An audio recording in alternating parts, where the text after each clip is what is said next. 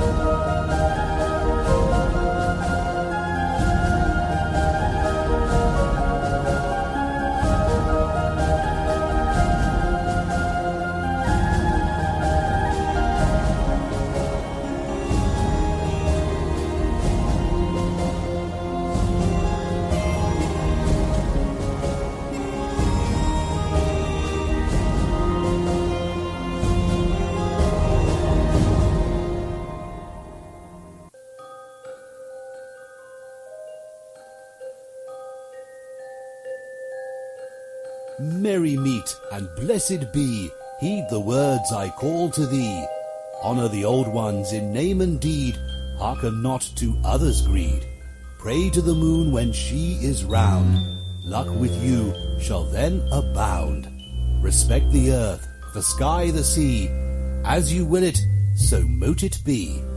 Welcome to Stirring the Cauldron on the Para X Radio Network. And now, here's your host, Marla Brooks.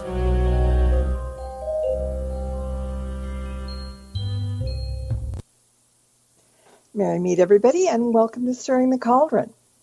I open the show tonight with music by Adrian von Ziegler called Walking with the Ancestors. And since Samhain will be here soon, I thought it would be a really good way to kick off the season of the witch by talking about honoring your ancestors. And that just happens to be the title of my guest's new book, Honoring Your Ancestors, A Guide to Astral Veneration. And my guest is Mallorie, I'm going to say it wrong, Vaudoise, maybe. She'll tell me. Mallorie is a spiritualist, folk Catholic, a witch of Italian descent based in New York City. Her blog, Italian Folk Magic, is one of the most popular English language resources on the topic. She's an initiated Orisha priestess and an apprentice in the ecstatic music and dance traditions of her ancestors. Now, she's on a mission to promote animist consciousness. She was drawn to witchcraft and folk magic from a young age, and her path has required both careful study and wild abandon. Now, her writing is an act of devotion, an offering of the spiritual ecosystem in which she finds herself, and believes that music, food, wine, and kissing are vital tools of spiritual evolution. And I'm going to have to agree with her on that one. If anyone has any questions and you're in the chat room or comments for Mallorie, send me a private message. And for those of you who aren't in the ParaX chat room, please come and join us at paraxradionetwork.com. Welcome, Mallorie. Thank you for having me, Marla. And you totally nailed it. You got the pronunciation perfect. Oh, good. That was dumb luck, but hey, you never know. I never blame dumb luck for anything. I just embrace it. I mean, it's a good thing. And okay, so we've got like a whole lot to cover in a short hour, which usually goes by really quickly when there's an interesting topic like this one to talk about. So I think we're going to jump in and start with some of the basics. Like in the beginning of the book, you talk about when you became interested in ancestor veneration, and so maybe it would be a good time to take a minute and talk about that. Yeah, so I've always felt a connection to my ancestors, particularly my immigrant ancestors, the ones who immigrated from Naples and from Abruzzo in Italy. But then the day that I moved to New York, I had a little bit of a brush with death. And after that point, I found that my relationship with my ancestors became all the more important, and they drew closer and closer to me. So speaking for a little bit about that experience, I had an encounter with death when I moved to New York, and I found myself locked in a bathroom without a window, without a cell phone. And because I'd just moved into the building, I'd literally just gotten off of the plane, I had no idea if anybody else even lived there. I had no idea if anybody could hear me calling for help. And so I ended up being locked in there for about 7 hours. And during that time, I had kind of experiences slipping in and out of trance and coming face to face with, let's say, the other side. And thankfully, at a certain point, I did have a downstairs neighbor, and he did come home from work and heard me calling for help, and he called the police, who came and let me out. But it was a really interesting experience, to say the least, and I would actually qualify it as almost like an initiation of sorts, where because I came face to face with my own death and was put in more direct contact with my ancestors, it was sort of a catalyst for me embarking on a journey of discovery and encountering other spiritual systems, receiving initiation into a couple of African diasporic traditions, and then also studying the musico-spiritual traditions of my ancestors. You know, it's kind of amazing because you say that ancestor veneration is one of the most widespread spiritual practices in the world. And as those who listen to my show on a regular basis know, I'm very ancestor-oriented. I'm always talking about the fact that we need to honor those who have gone before, because unless we learn their history and their ways, we'll never know who we truly are. But there are a lot of people out there who think that anything old is obsolete. Or some people just don't know how to learn about ancestor veneration. What was the catalyst that set you to writing this book? Well, the book itself, I felt like I had been writing in my head for like 5 years after I had my little brush with death. And at the same time, I had been inspired by that experience and by some of the kind of synchronicities and coincidences that were going on in my life to start a blog called Italian Folk Magic. You can visit it at italianfolkmagic.com. And as part of that blog, I was writing a lot about the folk magical traditions that come from particularly southern Italy and Sicily, and how they manifest both in the Old Country and in Italian immigrant communities in the United States. But the people who were writing to me, who found my contact information through the blog, by and large, weren't asking me how they could operate this charm or have devotion to one of the saints or to one of the Madonnas. They were asking me about ancestor veneration specifically. And so I felt like I could really do a service to the community if I was able to take some of the tips and techniques that had worked for me and present them to people who are going through that process right now, where they're starting to learn more about their ancestors. They're starting to feel that call to honor them, but they don't necessarily know how, and they need not somebody who's going to come in with a ton of dogma and tell them, oh, you have to do this, you have to do that, but rather to just kind of facilitate that connection. And that's really what I hope to do with the book ultimately, is not to give people rules or, stifle them in any way, but to help them ask the right questions and learn how to hear their own ancestors' voices guiding them and inspiring them and helping them to walk their path, which will ultimately be their own and unique to them and to their relationship with their ancestors. Mm-hmm. So how important is it for us not only to remember the ancestors, but also to connect with them? Well, I think that ultimately our ancestors are a part of us. When you think about our DNA, it's really just a remix of all of our parents and great-grandparents and grandparents, and going all the way back to, that first single-celled organism that, just sort of came out of nowhere on Earth, right out of the primordial oceans.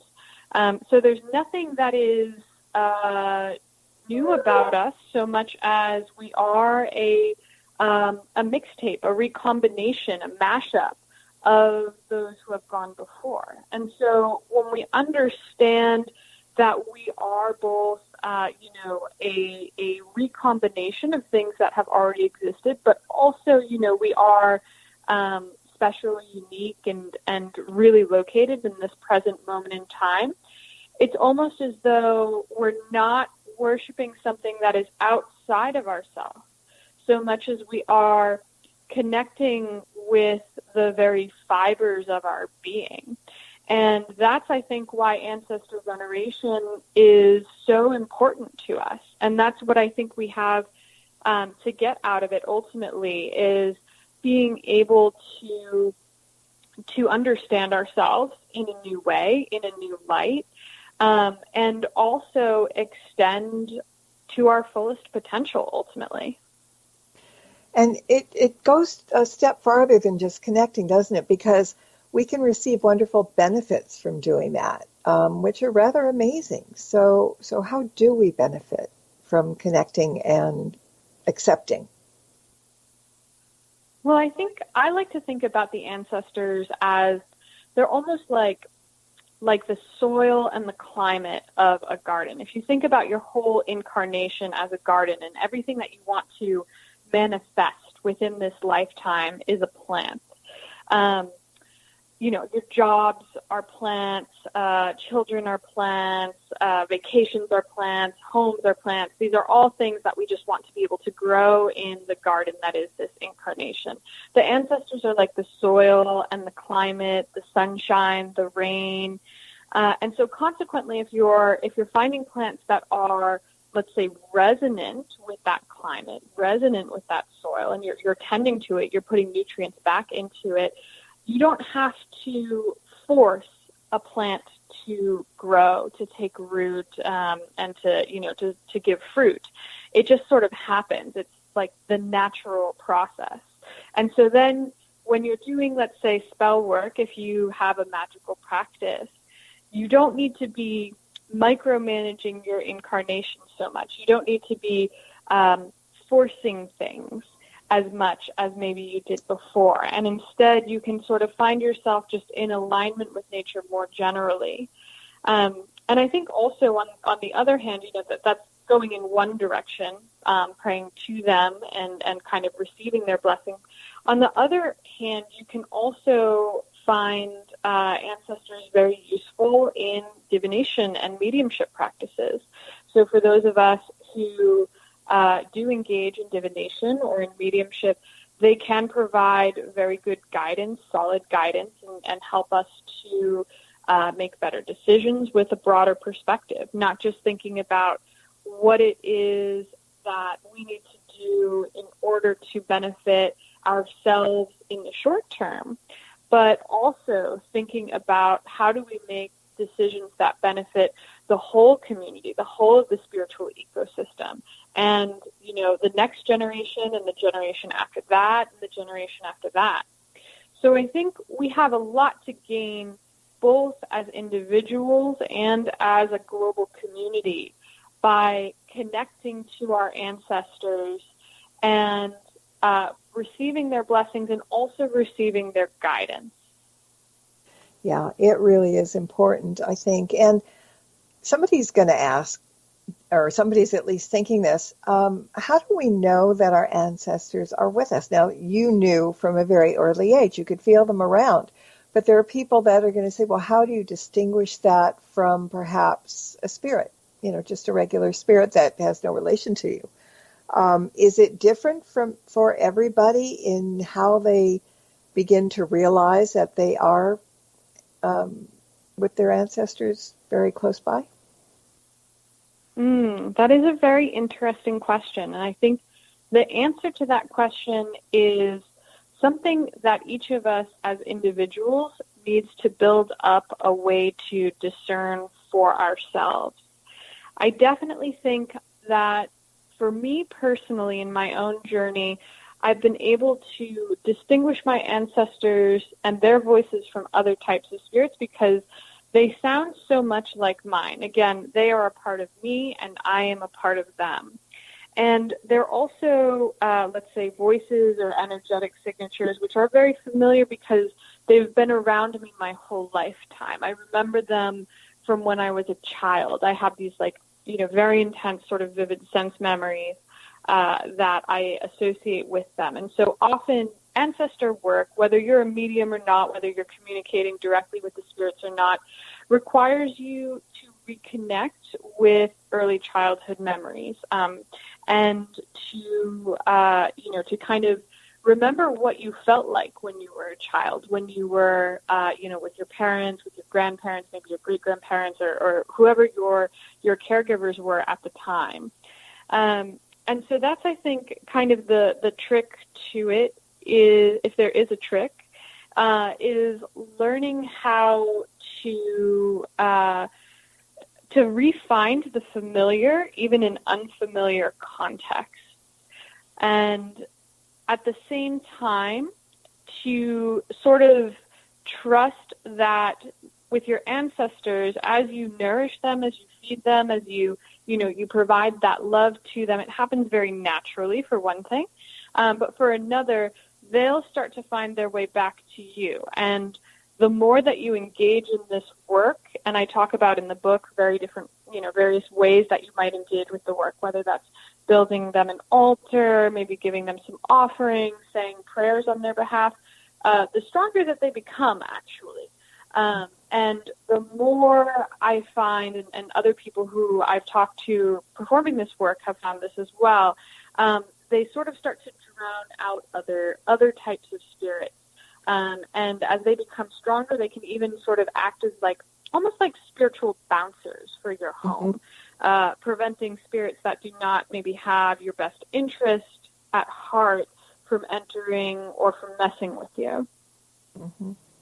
And I would also think that, maybe this is just me, but I can sort of tell the difference because if it's an ancestor, you have a feeling of warmth. You have a feeling of home. You have, as you said, going back to the feelings that you had when you were younger. There's love involved. There's just kind of that warm fuzziness that comes with it, I think. Even some of the spirits, and we all have ancestors, who came out of the closet as being a little wacko or whatever. But you still feel that with them because, as you said, I think it has to do with the DNA. You're feeling part of you. That's how it makes sense to me. Yeah, I love that. I actually recently wrote an article for Llewellyn's online journal about a very basic mediumship practice of discernment, in which I talk about, to make a long-ish article short, being able to do a body scan and then trying to locate different feelings of, on the one hand, if the body scan is turning up something that is maybe not so great, whether that's a spirit or something inside you, some kind of energetic signature inside of you, you're more likely to experience feelings of anxiety, depression, numbness, or desire to numb yourself. Whatever we all have these little addictions, sometimes big addictions, whether that's, drugs and alcohol, or whether it's sugar and social media. Versus, on the other hand, when you are in touch with beneficial spirits, including your blood ancestors and other types of ancestors and spirit guides, having a general sense of peace, tranquility, and faith that things will work out. What some people might refer to as pronoia, the idea that the universe is sort of conspiring to help us and to assist us in our growth as spiritual beings having a human experience. I like that. If anybody's plotted out their family trees, as far as ancestors go, and we touched on this just a bit earlier, after you get to perhaps the fifth grandfather or the sixth great uncle, I know I got lost because the branches get wider and wider the farther you go back. And pretty soon there are hundreds of ancestors that we not only have never heard of, or we have no clue who they are. So in the book, you write about some important distinctions between blood ancestors, lineage ancestors, and affinity ancestors. And I think we can all recognize blood ancestors because those are the ones that we probably still know and or have heard about. But who are the lineage ancestors and the affinity ancestors, and how would we even recognize them to be able to connect if we have no clue exactly who they are, if that makes sense? Well, absolutely. I think you bring up a really great point about how blood ancestors, it covers more people than you may think. And often when we think about our ancestors, we think about our immediate deceased blood relatives, the people who maybe we even remember because we overlapped with them a little bit in this lifetime. But our blood goes back so far. The first humans, I believe, evolved around 200,000 to 400,000 years ago. So that's a lot of ancestors that we all have. And some of them most of them don't resemble the immediate deceased relatives. A lot of them were pagans, some of them were witches, some of them were other types of animists. And so it really is a much longer and more diverse line of people than you might assume based on the ones that you have remember. But at the same time, I believe that we all have ancestors who are not direct blood relations. And, of course, in a way, we're all of us living on Earth, all humans, all animals, all plants, we're all part of one tree of life, so to speak. We're all part of one really, really large family tree. So the distinction, in a way, doesn't always play out. And the immediate bloodline actually is, if anything, a connection to the rest of the web of life, rather than something that alienates us from it. But nevertheless, we might distinguish between our parents and our grandparents and our great-grandparents, what I refer to as the bloodline ancestors, and then lineage ancestors, where we have a line of transmission that is happening not by blood.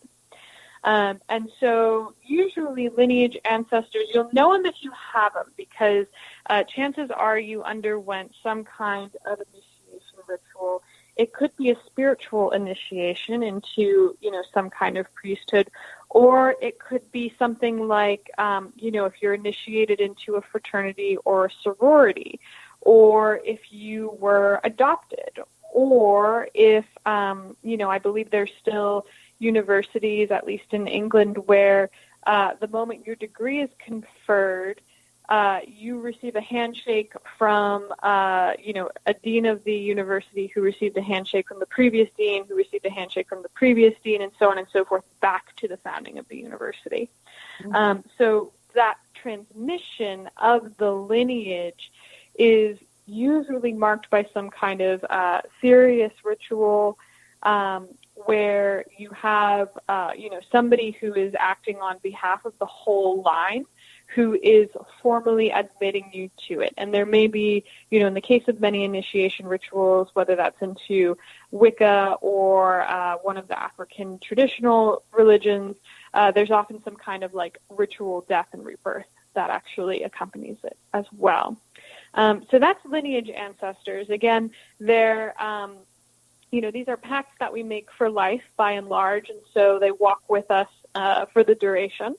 But then we also have other types of ancestors who may come and visit us, for some period of time. They may walk with us for the entirety of our lives, and they may only come and visit us for a while. One group that I like to talk about is Affinity Ancestors, which I don't think that that's a common term. I think I may have, just made it up, but it bears out in my experience and the experience of a lot of other people. And these are ancestors that we share some affinity with, whether that is our vocation, whether it is, a hobby or a craft that we really enjoy.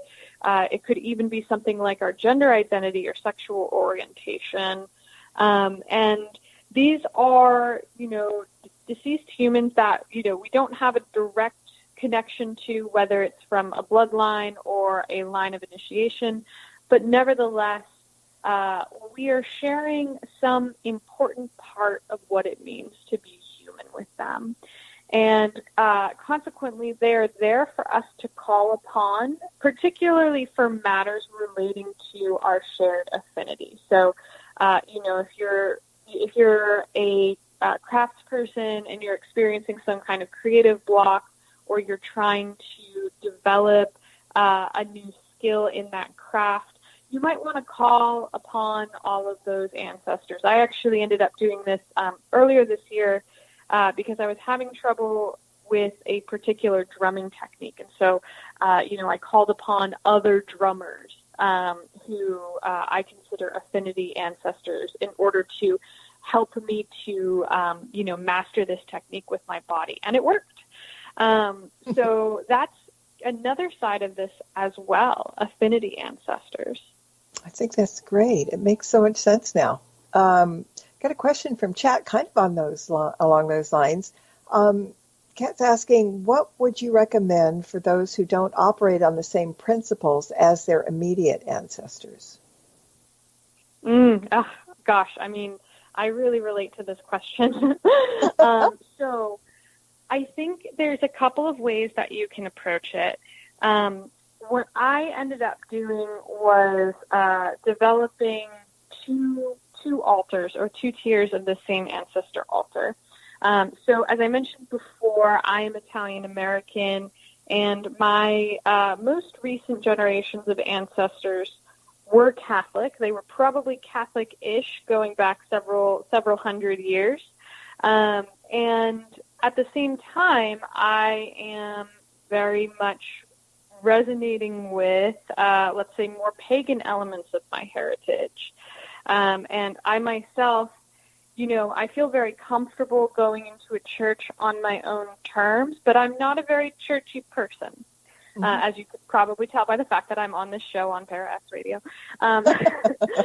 So I do have right now sort of two layers to my altar, and one resembles, more of a kind of Catholic family altar, and it has pictures of my deceased relatives, and it has statues of the saints, and it has, a candle, and that's where I'll go to say my prayers in Latin, which is, there's a lot of things to feel not so great about when it comes to being Catholic or of Catholic descent, but one of the benefits is that, gosh, we do have an awful lot of prayers for the dead. Like, it's, we're very rich in that way. And then on the other side, the other part of the altar, I have, let's say, some things that were consecrated as part of my involvement in African diasporic traditions. as well as some things that are associated with my more pagan leanings. And that's where I usually give more food offerings. If I'm doing active magical work, which seems a little bit like something my more Catholic ancestors might not be down with, I'll usually bring it to that altar. And I find that this approach really helps me personally to sort of have it both ways. I can engage with my Catholic ancestors, and I can do so in a way that allows me to use forms that I'm comfortable with from their tradition. Mm-hmm. And then I can also get really weird if I want to. Sort of the best of both worlds. Yeah. Exactly.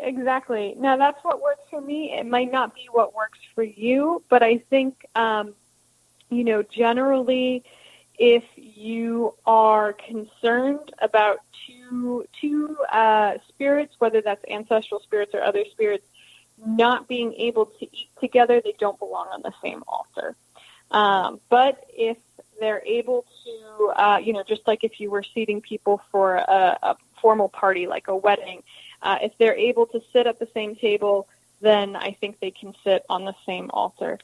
But yeah, that being said, if you don't feel comfortable with any kind of Christian imagery, if that's your family's background, you don't need to include it.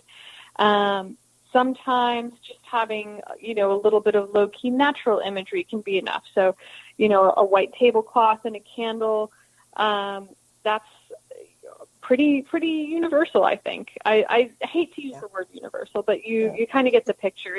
It reads as reverent without having to have a bunch of crucifixes and, communion wafers or what have you.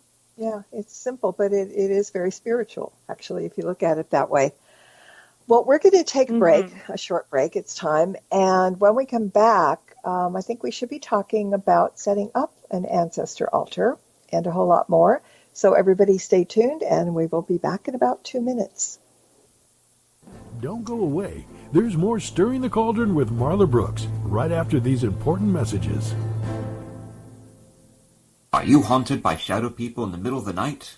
Do you secretly love all things creepy and spooky, enjoying ghost stories and horror fiction from the best storytellers? Do you have a true ghost experience you want to share, but no one will believe you? If yes, listen to the professionals on What Are You Afraid Of? Horror Paranormal Show Friday nights at 9 p.m. on Para X Radio and at www.whatayouafraidofpodcast.com. What Are You Afraid Of on Para X? Our creepy and demented hosts are on call to provide you with all your spooky needs with true ghost stories, interviews, indie music, and new horror fiction. We are ready to scare you. Para X. From Haunted Road Media comes an exciting new novel by author Marla Brooks. Soul Connection, a deadly obsession. Two lost souls, ripped apart by murder in another century, find each other again in the present, only to discover that the murderer has followed them through time. Can their love save them, or will history repeat itself? Find out in this captivating new novel by Marla Brooks, Soul Connection, a deadly obsession. Available now on Amazon.com and at BarnesandNoble.com. Demons, vampires, werewolves, skinwalkers, all of this and more, Sunday nights at midnight on the Staring Into the Abyss radio show. Come, get lost with us.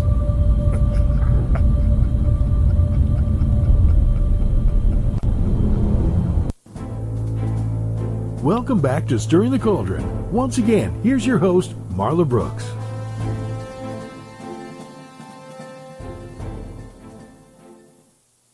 Welcome back. We're here with Mallorie Vaudoise, and we're talking about ancestor veneration and all kinds of good stuff.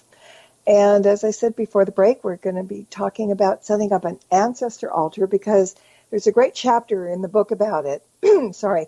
I keep mine going all year round, and we'll be talking about suggestions on how to make one. But as I was thinking about this, I know that the personal things on my altar and the pictures go back only as far as my great-grandparents. And beyond that, my ancestors are names on a family tree.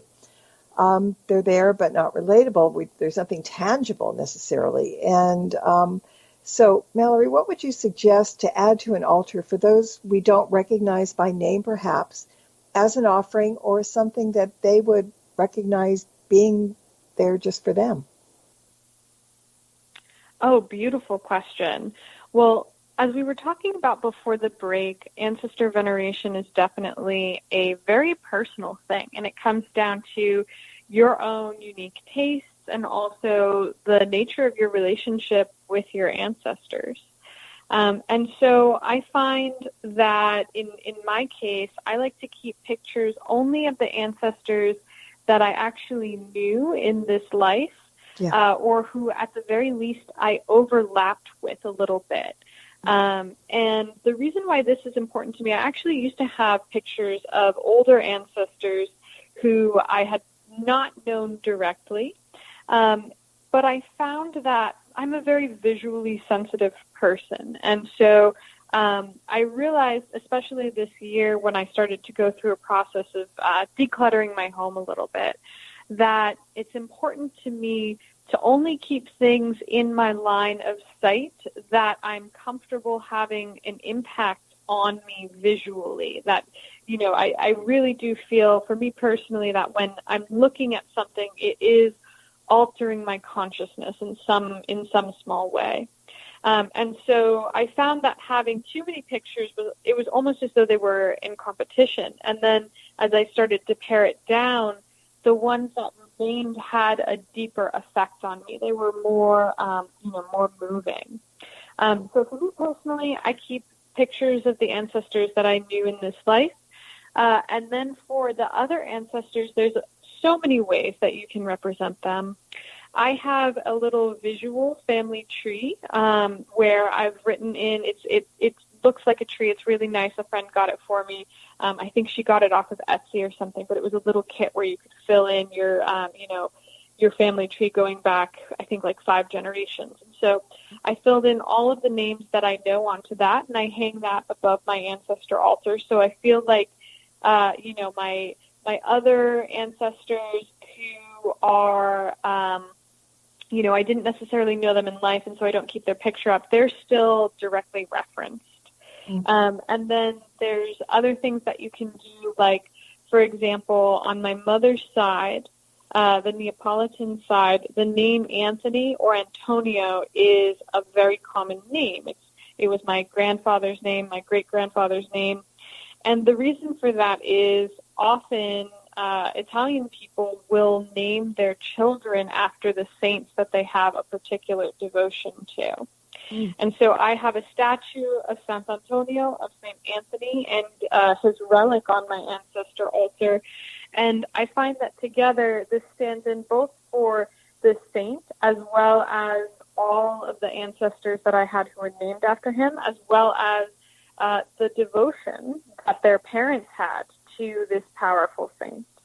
Mm-hmm. But if you're not so much into the Catholic imagery, you might want to keep, let's say, maybe if you're trying to find a way to honor your ancestors who were soldiers, you might keep like a toy soldier, or some other little statue of, like, I don't know, a Roman centurion or something that's very evocative to you personally, imagery that resonates with you personally. Mm-hmm. Or you could have a representation of the ancestors which is more general if you're not looking to target a particular type of ancestor. So something like, a skull or a skeleton can be a good way to represent the idea of ancestors more generally. You might even keep some kind of representation of, say, either Adam and Eve or whatever name that you personally know, the idea of, the ultimate all-mother and all-father of humanity. That's another way to kind of reference the entirety of the ancestral line by going back that far. Mm-hmm. So the sky is really the limit in terms of who you can include on your ancestor altar and how you might represent them visually. And this is honestly where it becomes really fun, right? Because you can kind of pick and choose things that resonate with you, and it's not a lifelong commitment. You know, you're allowed to edit, you're allowed to refine and continue to evolve it, and maybe even play around with altering it with the seasons. Maybe you bring everyone out for Samhain and All Saints and All Souls Day, and then, only have some of them out the rest of the year. It's up to you. Yeah, we do. I mean, it is like a dollhouse in a sense. I mean, that's really generalizing, but it's true.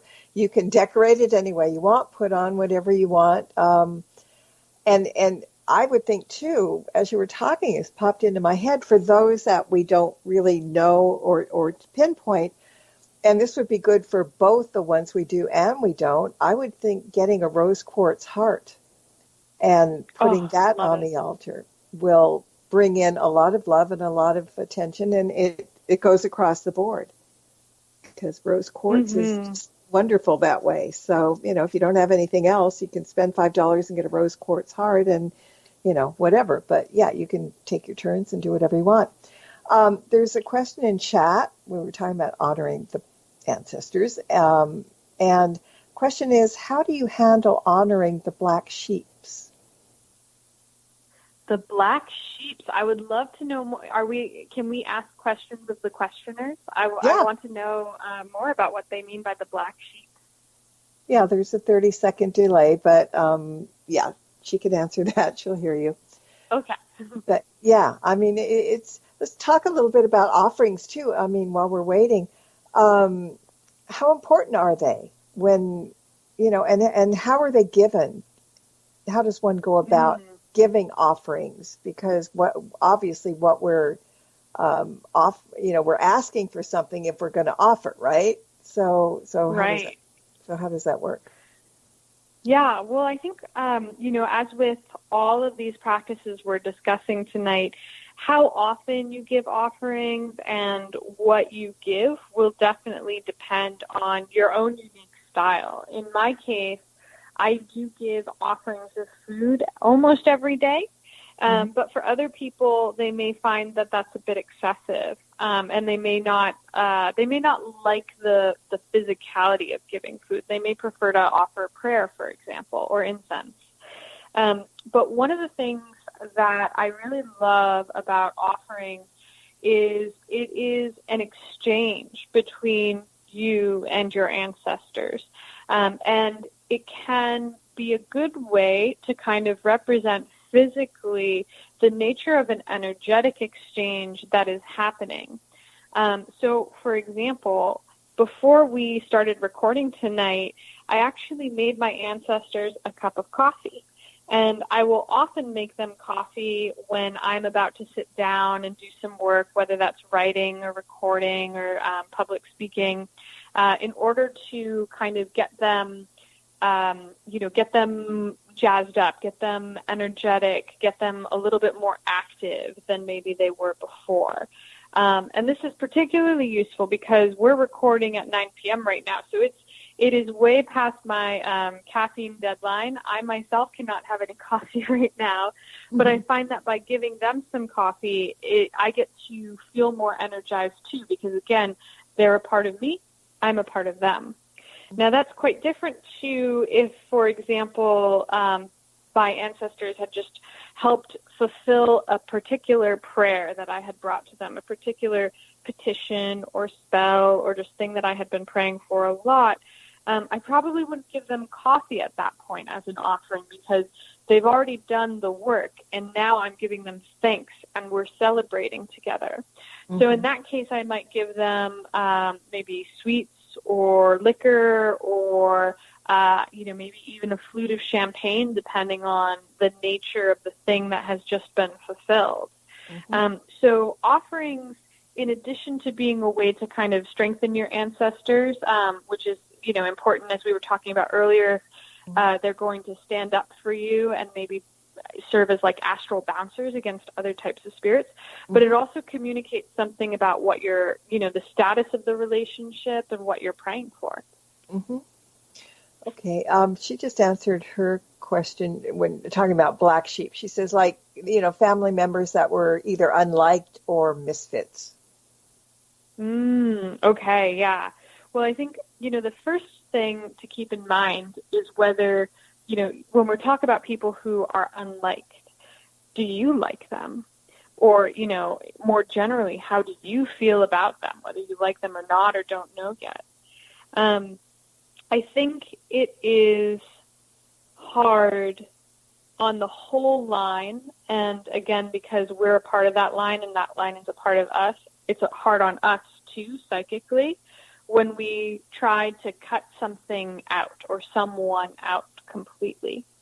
And so if the reason why this particular ancestor was unliked or ostracized during their life is because they were kind of a jerk and they hurt people, in that case, the approach that I have taken in my own practice is praying for them, praying for their continued evolution after death.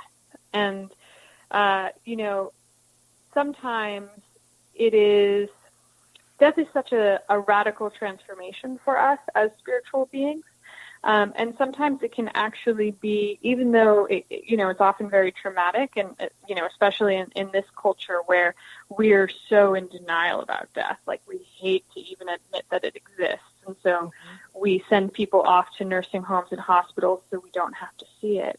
But every trauma like that can also be a call to greater healing, and it can be, ironically, for some people, a wake-up call. If they lived their whole lives wrong and then realized it right as they were transitioning to the other side, that may be the start of them trying to make amends. Mm-hmm. So I do like to pray for ancestors, even the ones who were, not great people in life, praying for them to continue to, to evolve and to seek their own healing. That's really good. Yeah, that makes a whole lot of sense. There's a question from Patty, and she says, how long do you leave the offerings there when you do make offerings? Yeah, that's another one that will depend on not necessarily so much your like aesthetic, so much as like your practical living conditions, right? So if you have small children or animals and you're concerned about them getting into the offerings, or if you live in a city like New York and you're concerned about something else coming and eating that offering while you're asleep, you do not have to leave it out. You can put it out there. Some people have a rule of thumb. I've met some spiritistas who have a rule of thumb of lighting a chime candle, so the type that burns for like an hour to an hour and a half when they give the offering, and then once the candle has burnt down, they'll clear the offering. Other people, myself included, have a rule of thumb that's more like I leave it out overnight and then I clean it up the next morning. And I haven't had issues with like pests or my cat using that particular protocol. Mm-hmm. But I think, for me personally, I find that anything like that rots in the home, it attracts a lot of miasma or spiritual dirt, and that's kind of the exact opposite of what I'm going for. So I don't really risk it with offerings. I do tend to clear them quite quickly, and especially flowers too, because that smelly like flower water after a couple days. Yeah, that is probably one of my least favorite things about this incarnation. So I'm very, very strict about that. Okay, that's good. Now, I think it's important to mention that while those people that practice witchcraft could incorporate the ancestor altar into their magical workings, it's not just for that. I mean, anyone and everyone, pagan and non-pagan alike, should really think about creating an ancestor altar, because there's just so much great benefit to it. And so, sometimes they go, well, okay, that's fine for witches. No, it's fine for everybody, because all religions, don't you think, have some sort of an altar anyway, Yeah. So, yeah. And I think also a lot of people may have ancestor altars or have seen their parents or grandparents keeping ancestor altars without even realizing that that's what it was. Mm-hmm. You know, if your mother or grandmother had a bunch of pictures of old family members taped to her, her vanity mirror, maybe she wasn't giving offerings of coffee and liquor the way that I described doing with my ancestor altar, but if she was sitting there and praying there and saying rosaries there, then yeah, that was probably, an ancestor altar for her. That was probably a place where she would go to be in communion with her ancestors, to pray to and for them, and, potentially even to have contact with them in trance states. Mm-hmm. I mean, and they can be of any shape or size or whatever. I mean, I've got mine in a shelf in a bookcase because otherwise the cat would mow it down. It's up high enough where he can't jump and, well, no, that's not true. He can jump and get into it occasionally, but he's getting a little too fat for that now, which is a good thing. But yeah, I mean, they can be anywhere as long as you put it where they're not going to be destroyed or disturbed. That's kind exactly, yeah. Yeah, that's kind of the key. One thing, I'm going to jump around and we're going to run out of time before I get everything out of here, but there's a chapter on healing ancestor trauma.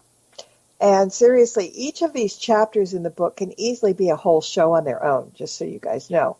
And I think maybe you could come back once or twice to do a show on things like healing ancestor trauma, because I think that's important.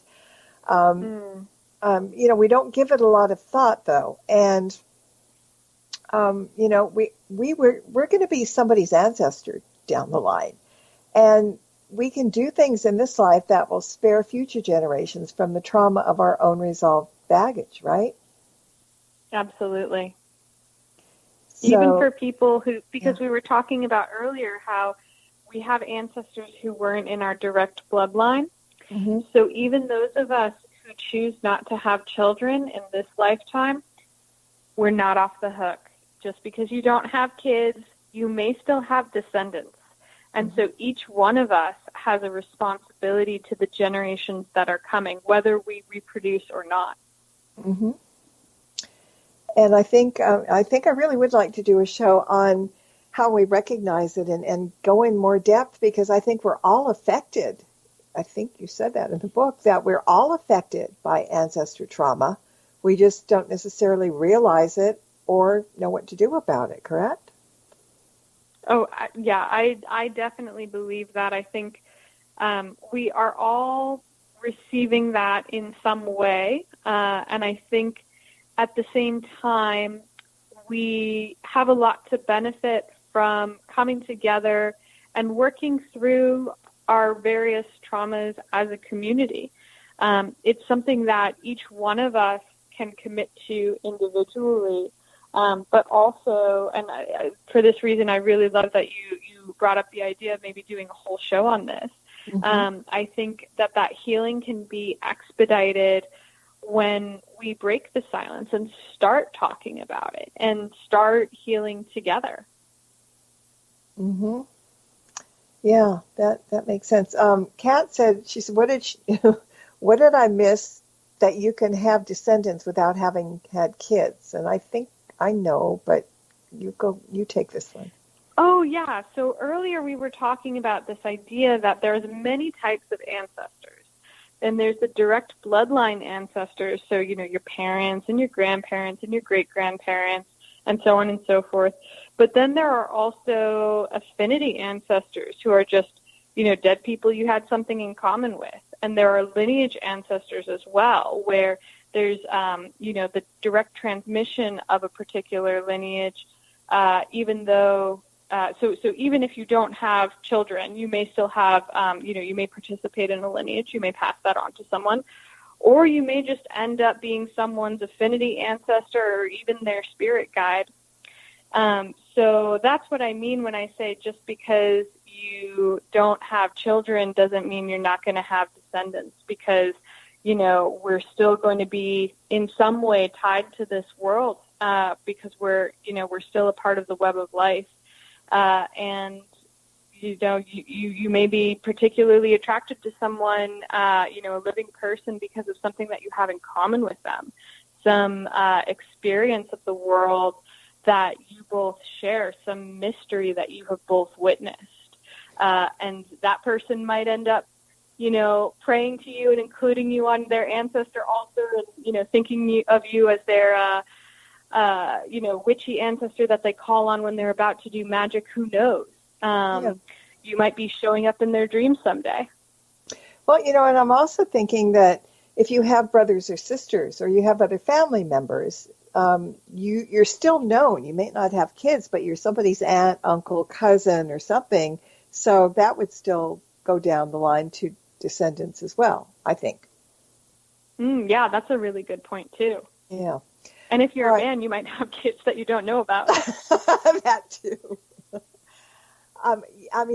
Really, we have to start wrapping up here, but, you have chapters on herbal allies for ancestor veneration, praying to and for your ancestors, spiritual hygiene. You've got 2 chapters on mediumship, calling on ancestral power, and a selection of spells. In other words, this is a very comprehensive book that we can't even begin to touch, but hopefully you'll come back and we'll do a couple chapters here and there. So where can people find the book and find out more about you and all the good stuff that you need to tell us? So you can find the book on Amazon.com, on Barnes & Noble, on Llewellyn's own website. That's the publisher. Really wherever books are sold. And if you do happen to purchase from Amazon, please consider leaving a review after you read the book. Super important these days for all authors, but especially for independent authors and first-time authors such as myself. So I would super appreciate that if my work touches you in some way, to leave a review. And you can also find me on my website, ItalianFolkMagic.com, which is a blog all about folk magic and folk religion from southern Italy and Sicily, and RoadsideOmens.com, which is the hub for all of my work online. If you are particularly interested in the topic of ancestor veneration, you can also follow me on Instagram at Honoring Your Ancestors, or on Facebook. The page is called Honoring Your Ancestors. Perfect. Well, I want to thank you for joining me this evening. It's very enlightening. It's very wonderful. And yes, we do need to talk about that down the line for more. So please come back. I'd love to. Thank you so much for having me, Marla. This was really a joy. My pleasure. And I want to thank everybody for listening into the show tonight as well, and those that are going to be listening in the podcast tomorrow and from days gone by. And until next time, everybody, blessed be and merry meet again. Good night. Thank you for tuning into this episode of Stirring the Cauldron with Marla Brooks. Please join us again next week at the same time for another great guest and more cauldron stirring. Any rebroadcast or other use of this program without explicit permission is strictly prohibited. Copyright 2019. The Mysterioso March by Kevin MacLeod is licensed through Incompetech.com.